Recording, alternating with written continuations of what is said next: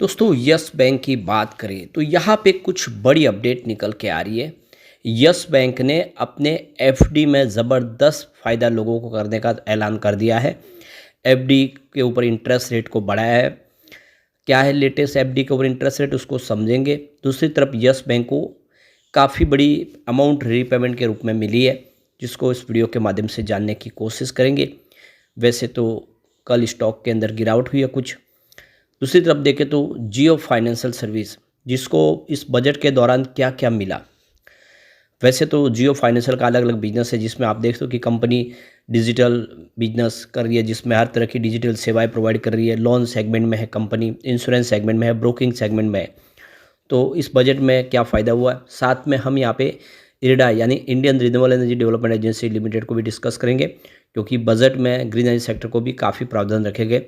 साथ में हम यहाँ पे ईएफसी लिमिटेड को डिस्कस करेंगे, जिसने 1 के ऊपर 1 शेयर बोनस देने का ऐलान कर दिया है। लेकिन फ्रेंड्स, उससे पहले अगर आप पहली बार हमारे चैनल पे आए तो चैनल को सब्सक्राइब कर दीजिए, एक बेल आइकॉन दबा दीजिए, ताकि जब भी नया वीडियो बने पहला नोटिफिकेशन आपको मिले। वीडियो पसंद आए तो लाइक शेयर जरूर कीजिए।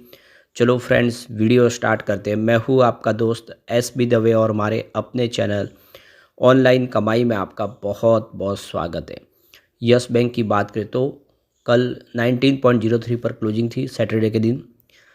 अब यहाँ पे जो बड़ी अपडेट निकल के आ रही है, यस बैंक को बकाया परियोजना ऋण सुविधा के पुनर्भुगतान के लिए 1480 करोड़ रुपए का भुगतान प्राप्त हुआ है, जो मूल रूप से ईयर 2018 में 1950 करोड़ रुपए के लिए स्वीकृत किया गया था।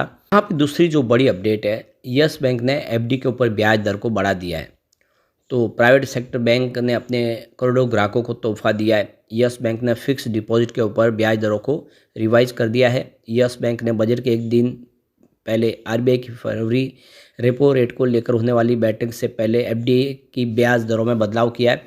ये नई दरें 31 जनवरी 2025 से लागू हो गई है।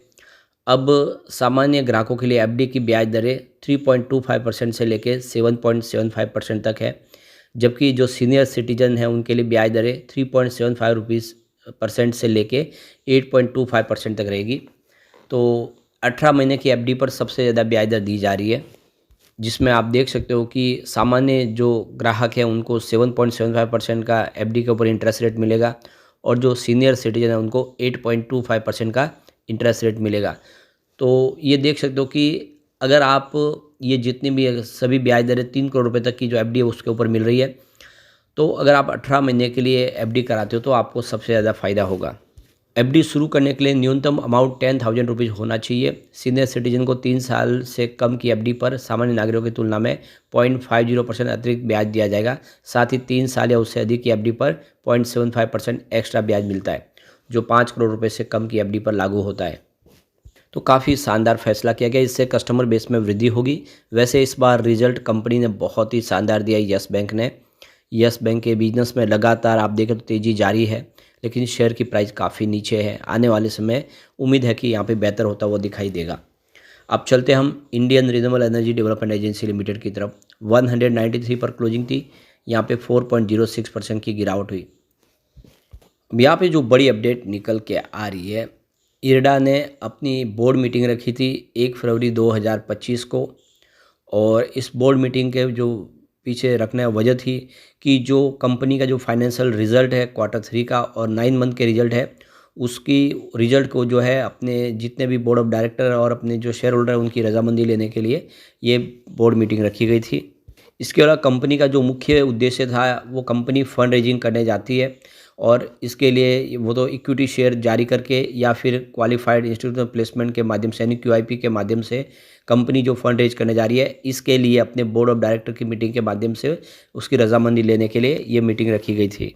अब जैसे कि आपको ये पता ही होगा कि इरडा ग्रीन एनर्जी सेक्टर को फंड प्रोवाइड करती है, एक एनबीएफसी है।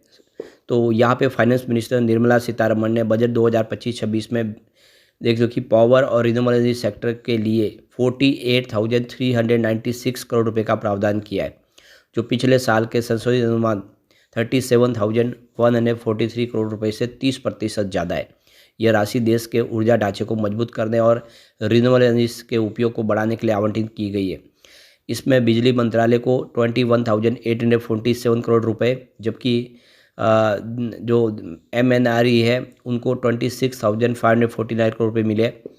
बिजली मंत्रालय का सबसे बड़ा खर्च 16,021 करोड़ रुपए की राशि है, जो जो स्मार्ट मीटर, प्रीपेड मीटर लगाने के लिए खर्च किया जाएगा। हालांकि ट्रांसमिशन सेक्टर के लिए मात्र 850 करोड़ रुपए का ही आवंटन किया गया, जो पिछले साल के संशोधित आंकड़े से कम है।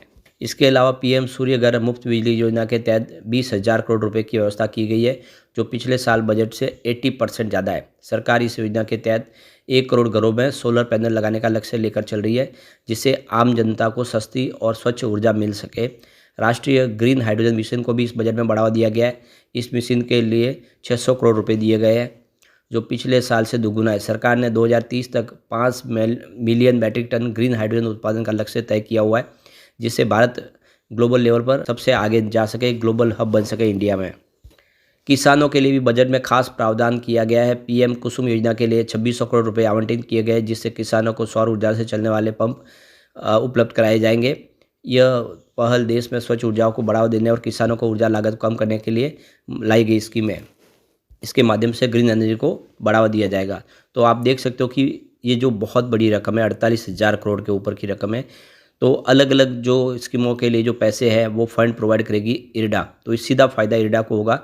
और इरडा के लिए ये ज़बरदस्त स्कीम लाई गई है सरकार की तरफ से। इस बजट में जो बड़ी अमाउंट है तो उसका फ़ायदा इरडा को होता हुआ दिखाई देगा। ऐसे मामले में इरडा बेहतर करता हुआ दिखाई देगा।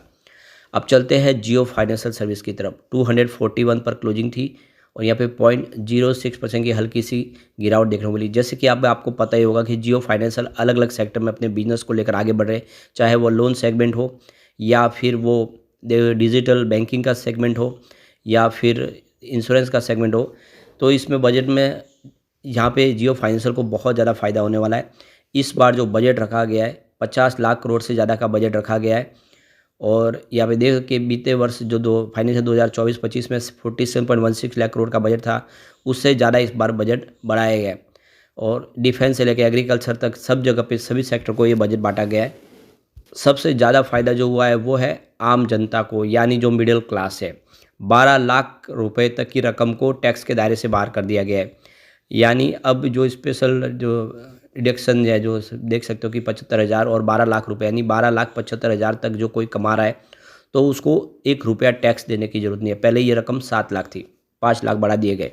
और एक बात का आपको खास ध्यान रखना है कि इसमें 1 रुपया भी अगर बढ़ता है, आपकी कमाई जो है यानी 12,75,000 की जगह अगर 13 लाख हो जाते हैं तो आप फिर टैक्स के दायरे में आएंगे और आपको फिर सिर्फ 4 लाख तक की छूट मिलेगी। 4 लाख से 8 लाख के ऊपर आपको 5% का टैक्स देना होगा और 8 लाख से 12 लाख के ऊपर आपको 10% का टैक्स होगा और 12 लाख से लेकर 16 लाख के ऊपर 15% का टैक्स देना होगा।